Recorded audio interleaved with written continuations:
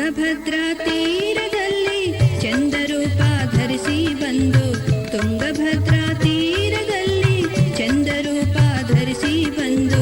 ಮಂದಿಗೆಲ್ಲ ಹರಸಾಲೆಂದು ಮಂದಿಗೆಲ್ಲ ಹರಸಾಲೆಂದು ನಂದಿ ಏರಿ ನಿಂದನೋವ ತುಂಗಭದ್ರಾ ತೀರದಲ್ಲಿ ಚಂದರೂಪ ಧರಿಸಿ ಬಂದು ತುಂಗಭದ್ರಾ ತೀರ